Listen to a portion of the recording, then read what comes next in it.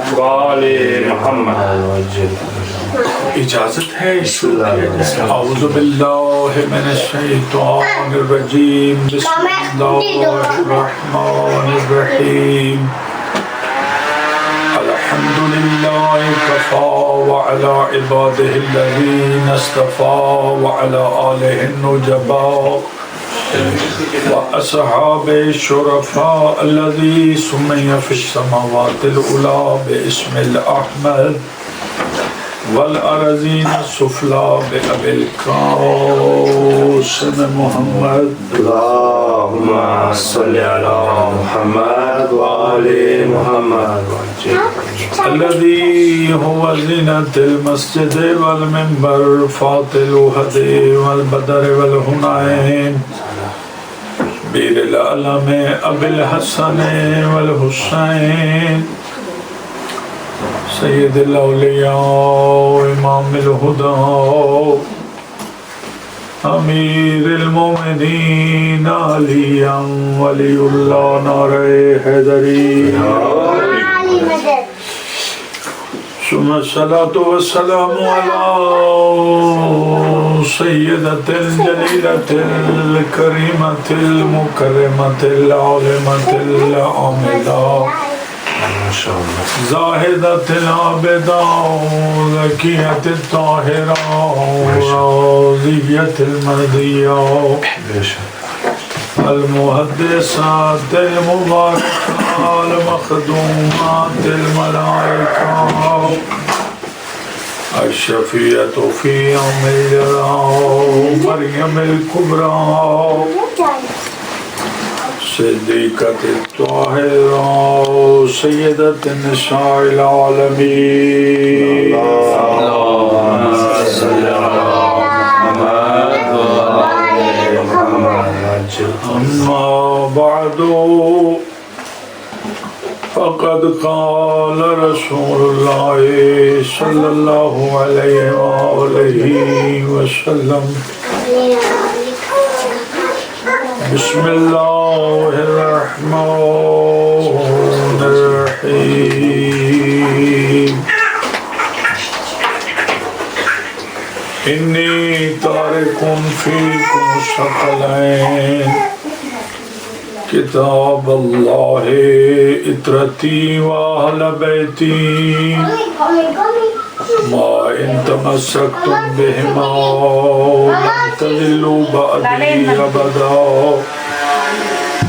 فإنهما لن يفترقا حتى يرد علي الحوض. ملك السلام. اللهم صل على محمد وآل محمد. حاضرین مجلس سبو میں شہیدان کربلا اور بالخصوص صاحب خانہ جناب عزت معاف اور نظری اور ان کے بچے ان کا خانوادہ اور ان کے سارے فیملی کی طرف سے بارگاہ محمد و آل محمد میں اس مختصر سی مجلس کا انعقاد کیا گیا ہے. میں دل کی اتھا گہرائیوں سے محمد و آل محمد کے حضور دست بستہ دعا گو ہوں. اللہ ذوالجلال بحق جناب سیدہ دارین ان کی اس کاوش کو منظور و مقبول فرمائے. اس مجلس کے ذکر کے صدقے میں ان کے بچوں پہ سلامتی اور کرم کے فیض کو نازل کرے. خود ان کے جو عزیز و قارب اس ملک فنا سے ملک بقا چلے گئے ہیں انہیں بھی اس آج کی مجلس کے ثواب سے حصہ عطا فرمائے. ہماری ملت کے سارے شہداء میں نے رستے میں بھائی جان سے اور شجاعی سے ایک جملہ عرض کیا ہے کہ جو ہمارے شہداء ہیں ہماری ملت کے، چاہے وہ پاکستان میں ان کے کسی بھی کونے سے ان کا تعلق ہو، انہوں نے اپنی زندگی دے کے ہمارے مستقبل کو انہوں نے محفوظ کیا ہے. یعنی ان کا ماضی جو ہے وہ ہمارے مستقبل کی ضمانت دے کے گیا ہے.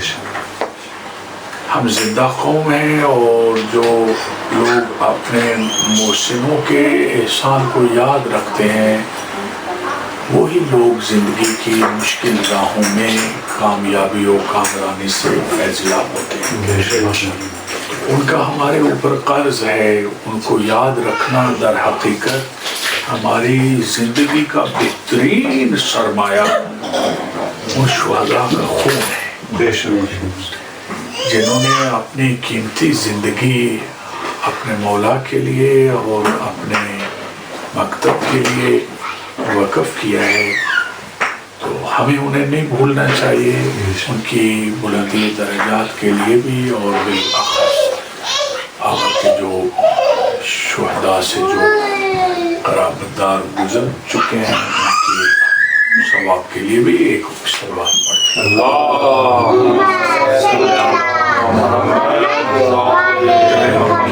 ان کی قلت کو مد نظر رکھتے ہوئے میں نے پیغمبر کا ایک فرمان خدمت میں پیش کیا ہے.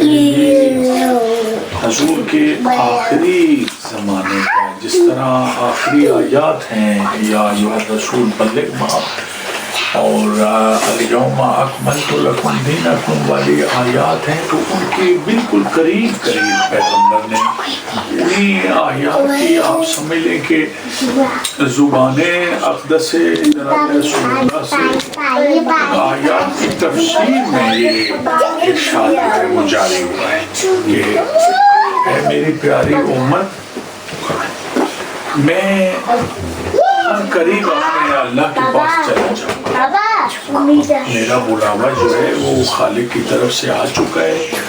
میں ان قریب اپنے پروردگار کے حضور پیش ہو جاؤں گا، لیکن میں اپنے جانے سے پہلے دو قیمتی چیزیں انی تارکن، میں چھوڑ کے جا رہا ہوں.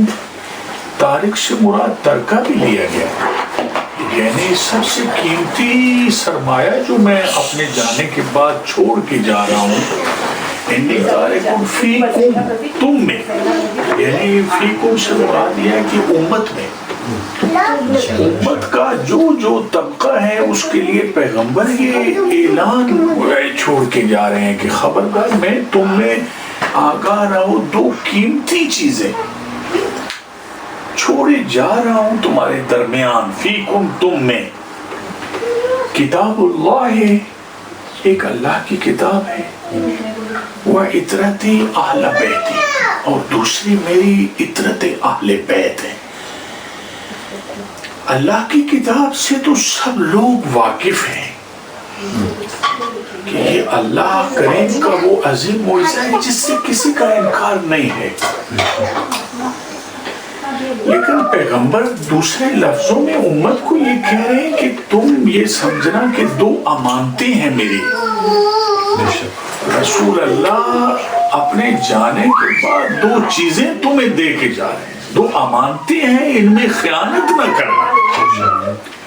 ایک اللہ کی کتاب ہے، اس کے احترام کو نظر انداز نہ کرنا، اس کی توہین نہ کرنا، اس کی بے حرمتی نہ کرنا، اور خبردار جھوٹی تعویلیں اس میں نہ کرنا، اور تفسیر بالرائے اور قیاس سے کام نہ لینا. اللہ کا معجزہ ہے، اس کی عزت اور عظمت کو ملحوظ خاطر رکھنا، نہیں تو تباہ و برباد ہو جاؤ گے.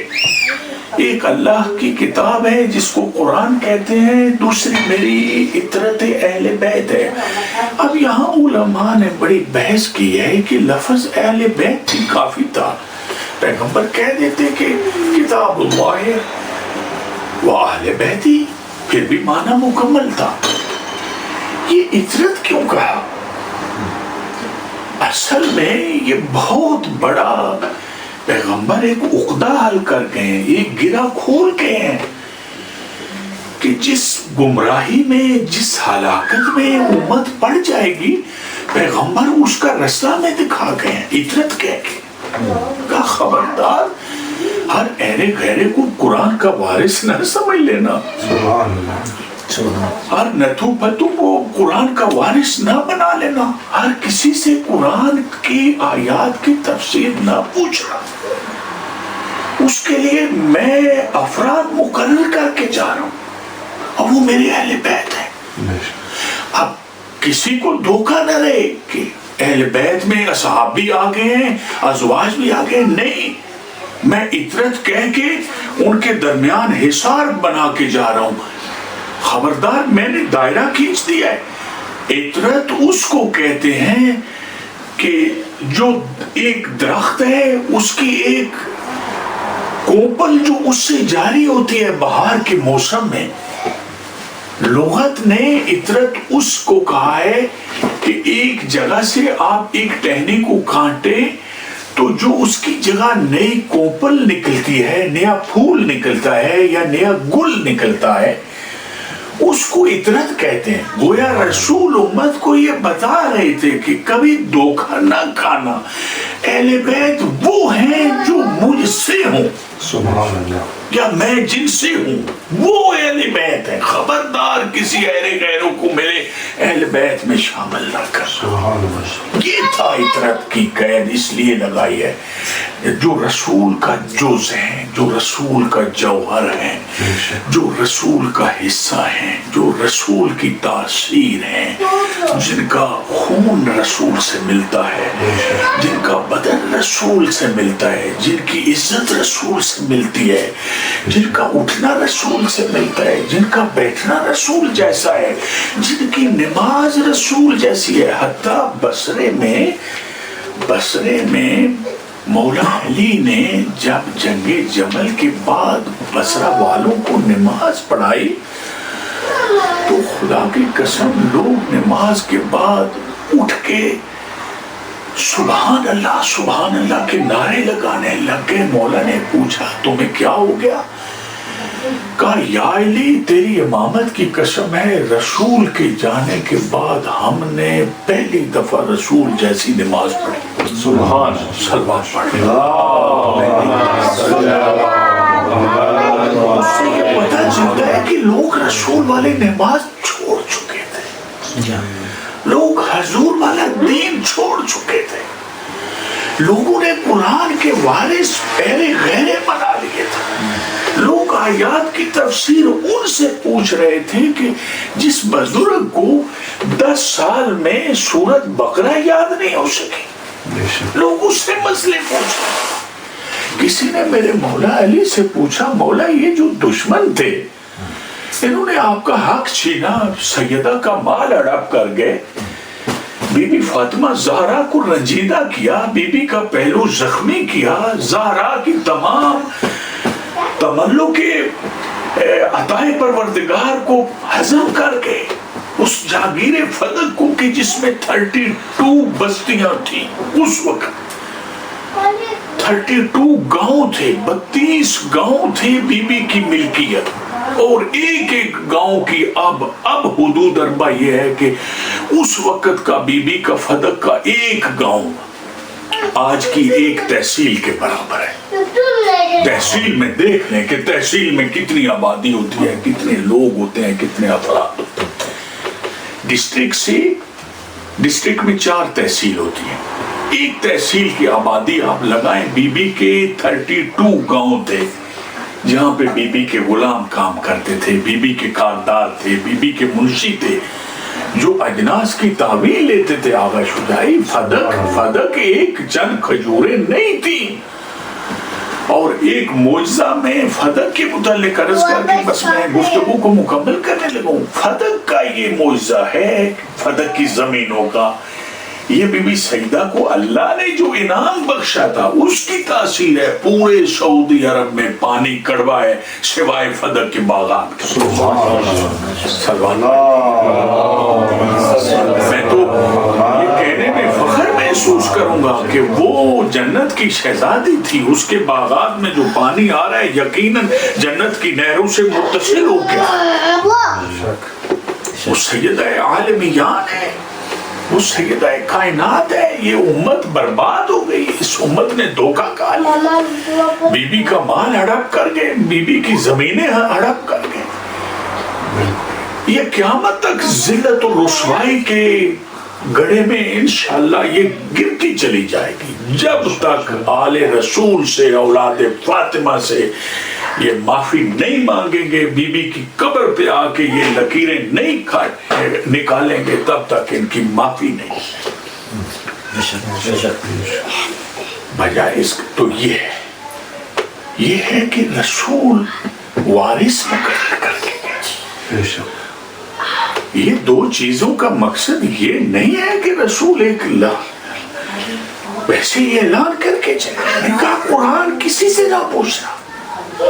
قرآن میں محکمات ہیں، قرآن میں مقدمات ہیں، آیات ہیں، بینات ہیں، تعویلات ہیں. خبردار اس کے وارث سے قرآن اگر نہیں پوچھو گے تو قرآن اپنے معنی چھپا لیتا ہے. قرآن اپنے معنی جو ہے وہ چھپا لیتا ہے. قرآن معجزہ ہے. دیکھو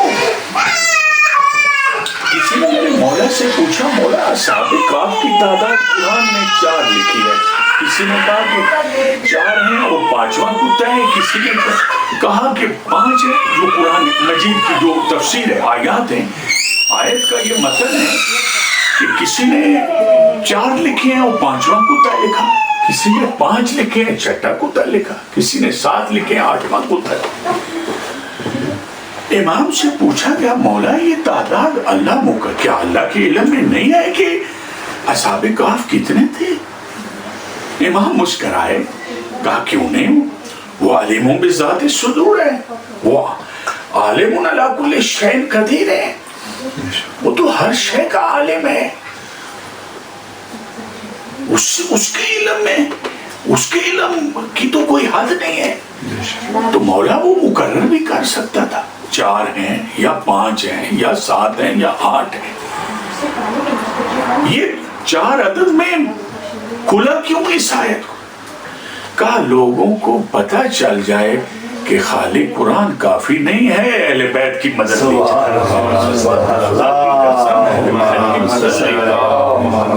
یہ پیغمبر نے کہا کہ 2 چیزیں، خبردار خالی قرآن کافی نہیں ہے.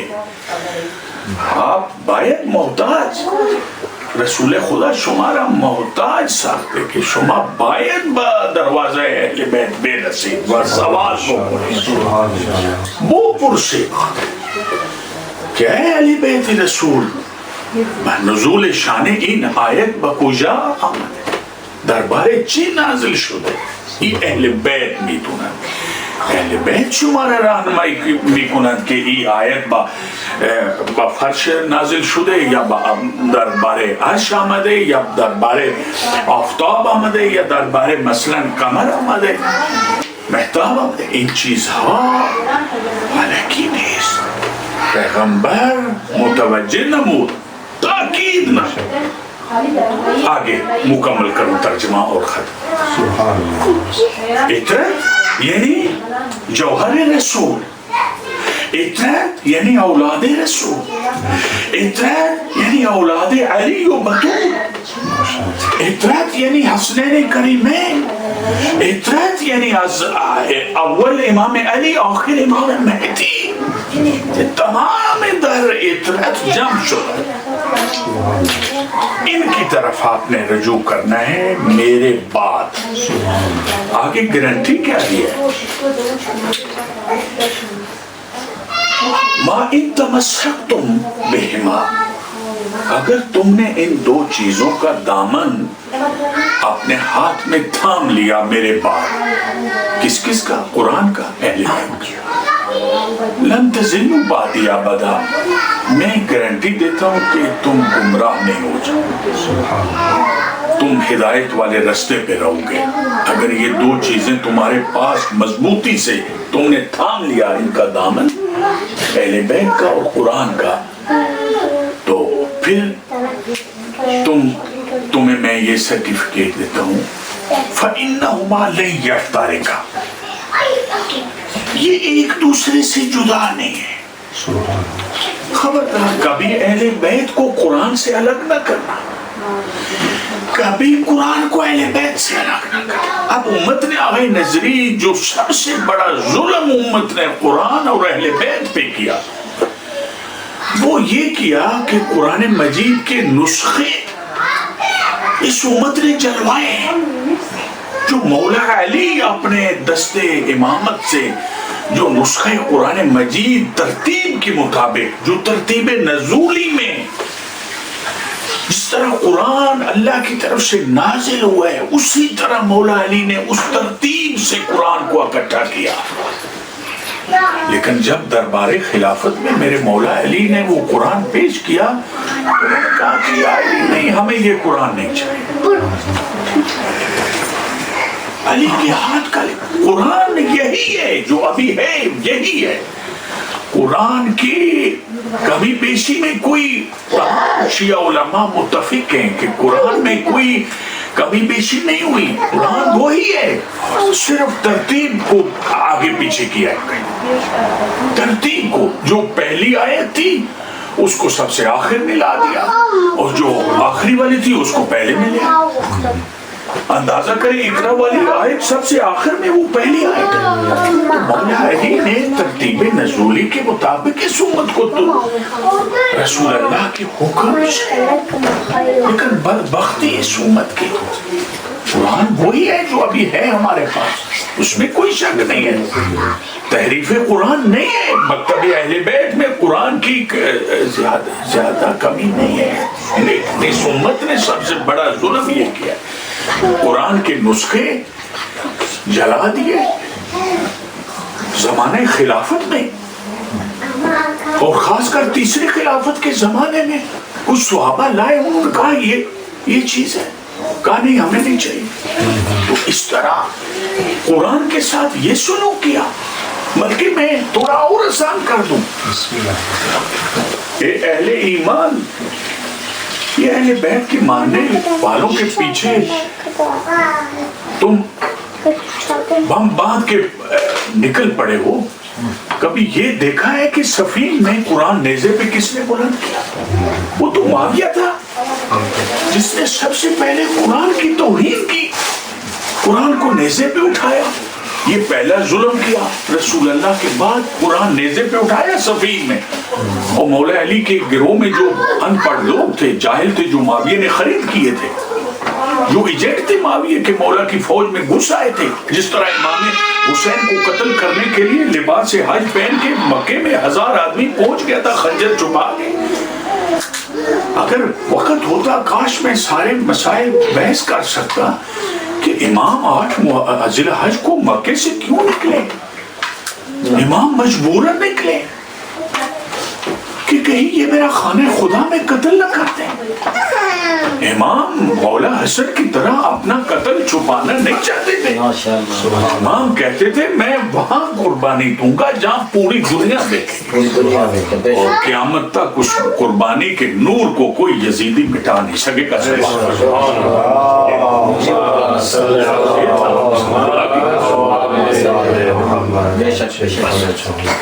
میری گفتگو مکمل ہو گئی.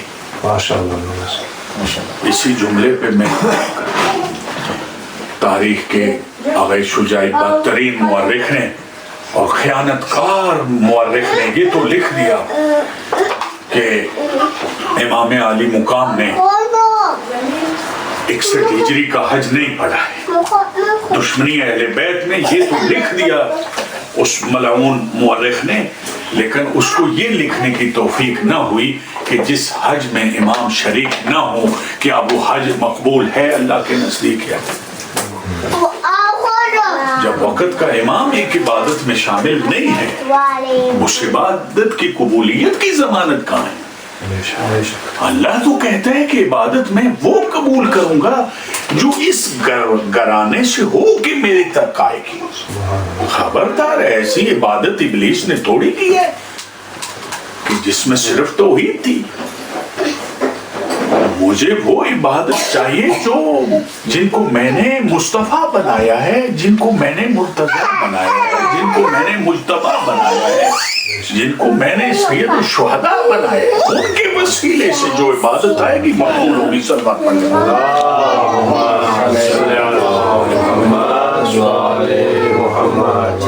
اور سلامت رکھے.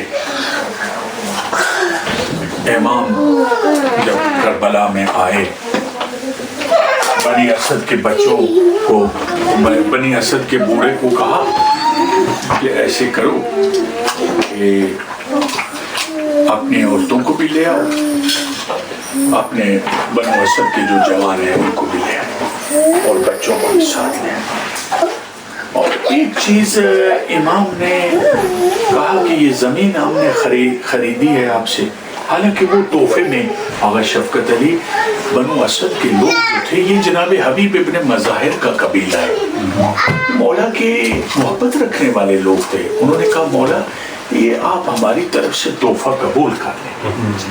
امام نے کہا نہیں، میں اپنی خریدی ہوئی زمین میں ڈیرا لگاؤں گا. کل کا بدترین اور خائن مورخ یہ نہ لکھے کہ حسین کسی کی زمین میں قابض ہوا، چاہے وہ بنجر ٹبے تھے، اونچے ٹیلے تھے، ان کی قیمت امام نے پوچھا کہ اگر تم یہ آباد کر کے فروخت کرو تو یہ تمہارا یہ 12 مربع میل کا جو ایریا ہے یہ کتنے میں بکے گا؟ انہوں نے کہا مولا 18,000 درہم کی یہ ہے اگر ہم آباد کر کے بیچیں. ابھی تو یہ بنجر ہے تو یہ 18 سے بھی کم ہے. تو امام نے 60,000 دینار آغا نصری، 30,000 جناب زینب نے دیا، 30,000 میرے مولا حسین نے دیا. 60,000 دینار میں وہ رقبہ خرید کیا، اس کو علی اکبر کے نام رجسٹری کیا. دیکھ کہا یہ بہن اس بھائی اس میرے بیٹے کو تو نے پالا ہے، یہ میرا بھی بیٹا ہے تیرا بھی بیٹا ہے. اب وہ رجسٹری کی اور اس بوڑھے سردار کو بلایا، کہا علی اکبر رجسٹری اس کو واپس کر. اب جب رجسٹری واپس کی تو اس نے کہا مولا بینامہ آپ اپنے پاس رکھیں، ہم نے پیسے لے لیے. امام نے کہا اے عبد خدا ہم یہاں 8 دن آپ کے مہمان ہیں، ہم چلے جائیں. یہ جب تم 10 محرم کو یہاں آؤ گے تو یہاں لاشیں ہوں گی، ہم نہیں ہوں گے، ہمارے بچے بیویاں یہ قید کر کے لے جائیں گے، ہماری پردیسیوں کی یہاں لاشیں پڑی ہوں گی. تو کہا مولا ہمارے لیے کیا ہوگا؟ جوانوں سے کہا کہ تم کھیتی باڑی کے بہانے آ جانا اور ہماری قبریں کھود کر ہماری لاشوں کو دفن کر. اور جب وہ اور کہا کہ جو ہماری قبروں کا نشان آپ سے پوچھنے آئے ان کو ہماری قبروں کا مطلب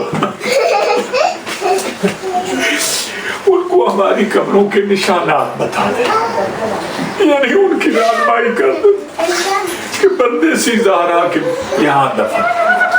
اور پھر ان کے بوڑھوں کو کہا کہ آپ اور ہو سکتا ہے فوج آپ کو نہ آنے. تو عورتوں کو کہا، جوانوں اور بوڑھوں کو تو یہ وصیت کی کہ ہماری قبریں کھود کے ہمیں دفن کر. اب عورتوں سے آغا شجاعی ایک بڑی عجیب وصیت کی امام. امام نے کہا دیکھو آپ ہماری بیٹی ہیں، آپ ہماری بیٹیاں ہیں، کوئی بات نہیں، آپ بچے ہیں، آپ ہماری بیٹیاں ہیں. دیکھو فرات سے پانی بھرنے کے بہانے آ جانا اور کھڈے بنا کے ہماری لاشیں ان میں رکھ کے اوپر مٹی. امام جانتے ہیں عورت سے قبر نہیں بنتی. کہا جس طرح کا کوئی کھڈا بن جائے، کوئی ٹوا نکل آئے تو اسی میں ہماری لاش جو ہے وہ رکھ دینا اور اوپر سے دفن کر. یا اللہ ان کا رزق وسیع فرما. یا اللہ جتنے بھی ہزارہ کے مومنین و مومنات بچیاں بچے اس وطن میں آباد ہیں، مالک دامِ دل میں سخن ان کی زندگی دراز فرما، قائم آل محمد کی تائید و مدد و نصرت ہمارے شامل حال فرما۔ یا اللہ اہل خانہ کی وہ دعائیں جو ان کے دلوں میں ہیں لیکن زبان پہ کسی وجہ سے نہیں آ سکتی، میرے مولا ان دعاؤں کو بھی ان کے حال کا تو واقف ہے، مستجاب و منافع، جناب زہرا سے انہیں اجر عطا فرما۔ وآخر دعوانا ان الحمدللہ رب العالمین۔ اس دنیا سے جائیں حسین حسین کرتے، تیری اس دنیا میں محشور علی علی کے ہاتھ ہم گناہگاروں کے، دامن پانچ اور باہروں کے، امام زمانہ کا مقدس ظہور جلد فرما، ہمیں زیارت امام سے سرفراز فرما۔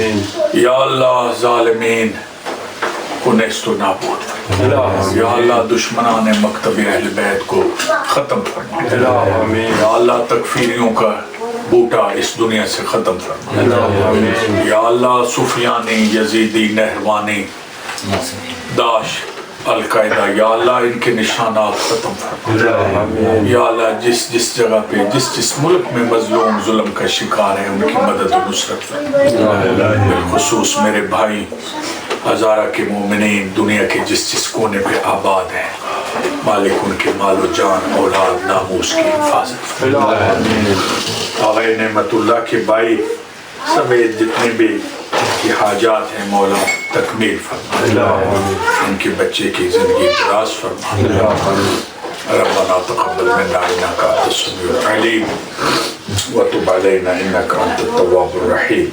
مل کے دعائے امام زمانہ، بسم اللہ اللہم کل ولیک المجد صلواتک علیہ وعلی آبائہ فی هذه السنة وفی كل سنة ولیا وحافظا وقائدا ونصرا ودلیلا انت تسکن ورزقت وتوکل یا طویل برحمتک یا ارحم الراحمین۔ اللہم صلی علی محمد وآل محمد۔ تمام شہدائے کوئٹہ کے لیے اور تمام شہدائے ہزارہ جات اور خصوصاً افغانستان میں بھی جتنے شہداء ہیں ان کی بلندی درجات کے لیے ایک دفعہ سورۃ الفاتحہ 3 دفعہ سورۃ اخلاص